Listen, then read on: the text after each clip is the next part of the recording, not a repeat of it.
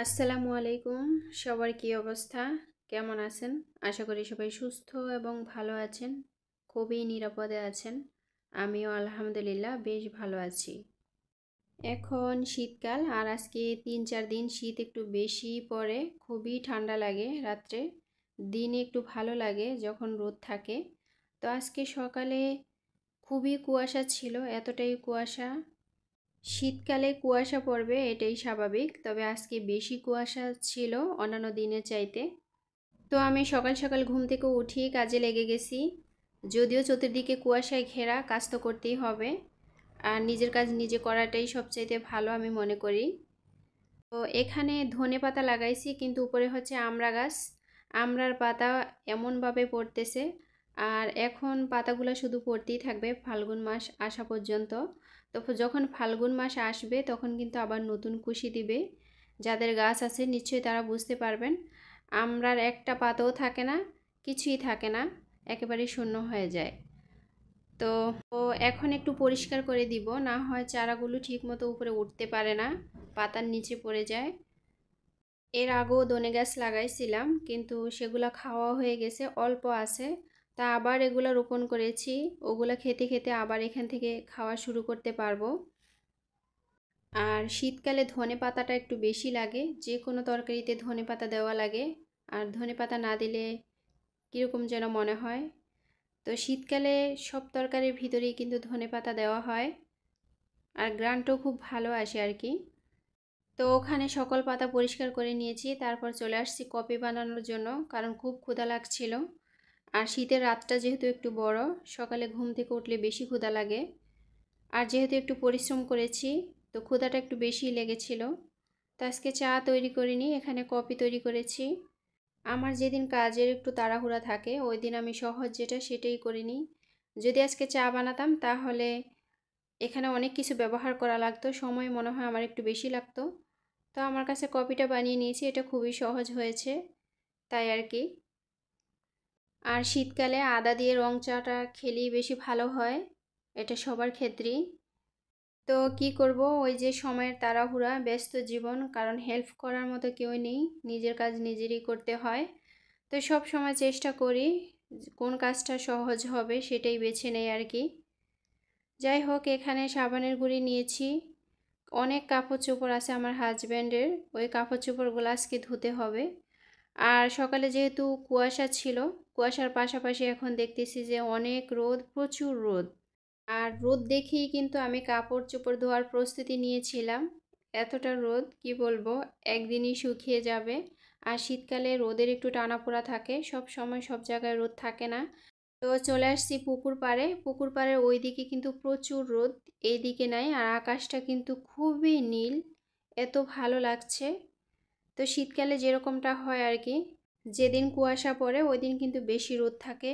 আর হাঁসগুলা মাশাআল্লাহ সব সময় পানিতে থাকে, হাঁসের কোনো ভয় নেই। আর আমি কাপড় চোপড় ধোয়ার জন্য মানে ঠান্ডার ভয়ে চুপটি করেছিলাম যে ধুইব কি ধুইব না, এরকম চিন্তা ভাবনা, কিন্তু হাঁসের কোনো ভয় নেই। আর এমনিতেও শীতকালে কাপড় চোপড় পরেও পরে বেশি, ধোয়াও পরে বেশি, আবার ঠান্ডার সমস্যাও বেশি। তো সব দিক মিলে জিলে আর কি। তো আমার কাপড় চোপড়গুলো ধোয়া হয়ে গেছে, এবার আমি রশিতে সবগুলা রোদে দিয়েছি। এখানে রোদে দিলে খুব দ্রুত শুকিয়ে যায়। আর এই রশিটা আমি পুকুর পাড়েই টাঙিয়ে নিয়েছি, যেহেতু বাড়িতে রোদ নেই। শীতকালে কেন জানি বাড়িতে রোদ থাকে না, গাছের ছায়া পড়ে যায়। তো যাই হোক, এখানে আমি ফুলকপি সাথে গাছের আলু নিয়েছি, রান্না করব। আর সাথে নিয়েছি রুই মাছ, এগুলো আমাদের পুকুরেরই মাছ। কিছুদিন আগে এই মাছগুলো ধরা হয়েছে, তো সেখান থেকে কিছু মাছ রান্না করে খেয়েছি, আর কিছু মাছ ফ্রিজে রেখেছিলাম, কারণ মাছ যখন বেশি হয় তখন তো আর সবগুলো একসাথে খাওয়া যায় না, তাই না? তো কিছু মাছ ফ্রিজে রেখেছিলাম, সেই মাছগুলোই আজকে রান্না করব ফুলকপি দিয়ে। তো এই মাছগুলোকে সুন্দরভাবে ভেজে নিব। আর শীতকালীন যে কোনো সবজি দিয়ে পুকুরের মাছ রান্না করলে বেশ ভালো লাগে, বিশেষ করে সকালবেলা তরকারিটা বেশি ভালো লাগে আমার কাছে। আর এই মাছগুলো ভাজি করলে মানে গ্রানটা অন্যরকম আসে। আর যেহেতু তরকারি দিয়ে রান্না করব, তো মাছটা ভেজে নিলেই আমার কাছে ভালো লাগে। আর যখন চড়চড়ি করি তখন কিন্তু এমনিতেই চড়চড়ি করি, তখন কিন্তু ভাজা লাগে না। চড়চড়িটা করলে আমার কাছে মনে হয় এমনিতেই করা ভালো। তো এখানে আমি ফুলকপিটাও একটু ভেজে নিচ্ছি। ফুলকপির সাথে আমি 2-3টা আলু ব্যবহার করেছি। এই আলুগুলো হচ্ছে গাছের আলু। এই গাছের আলুগুলো শীতকালেই আসে, আর এই গাছের আলুও খেতে ভীষণ মজা। তো যাই হোক, আমার রান্নাটা অনেকটাই হয়ে গেছে। এবার আমি মাছটা দিয়ে দিয়েছি, কিছুক্ষণ পরেই আমি নামিয়ে নিব। তো আমার তরকারিটা হয়ে গেছে, আমি নামিয়ে নিয়েছি। তো এই তরকারির পাশাপাশি থাকবে আজকে বেগুন ভর্তা। বেগুন ভর্তা কার কার খেতে ভালো লাগে? নিশ্চয়ই সবার ভালো লাগে, তাই না? বেগুন ভর্তাটা আমার খুবই প্রিয়, আর আমি এমনিতেও যে কোনো ভর্তা খেতে ভীষণ পছন্দ করি। তো বেগুন ভাজি করে ভর্তা করলেও ভালো লাগে, আবার পোড়া দিয়ে ভর্তা করলেও ভালো লাগে। তো এই বেগুনটা একেবারেই ফ্রেশ ছিল, খুবই ভালো ছিল, যার কারণে আমি পোড়া দিয়ে ভর্তাটা তৈরি করেছি। অনেক সময় বেগুনের ভিতরে পোকা থাকে, তো ও পোকার ভয়ে বেগুন তেলে ভেজে তারপরে ভর্তা তৈরি করি। তো এই বেগুনটা যেহেতু ফ্রেশ ছিল, আজকে আমার তেলে ভাজতে হয়নি, আমি এটা পুড়িয়ে নিয়েছি। আর এখানে কিছু বিস্কুট আনা হয়েছে। এই বিস্কুটগুলা খেতে আমার ভীষণ ভালো লাগে, আমার ভীষণ পছন্দের খাবার। আর বিশেষ করে যাদের ঘরে বাচ্চা আছে তাদের ঘরেতে এগুলো খুবই কমন খাবার। আর এমনিতে শীতকালে বিস্কুট বেশি খাওয়া পড়ে, কারণ সকাল বিকাল আপনি চায়ের পাশাপাশি এই বিস্কুটগুলো লাগে। তো এই বিস্কুটগুলো আমি এখন একটা বক্সে রেখে দিব। তো প্রায় সময় বিস্কুট আনা হয় কিন্তু শেয়ার করি না, তো আজকে একটু শেয়ার করলাম আপনাদের মাঝে, ভালো লাগছে তাই আর কি। সব সময় তার মন ভালো থাকে না, তাই না?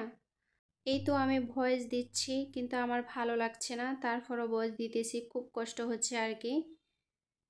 আর শীতকালে আমি এমনিতেই একটু অসুস্থ থাকি।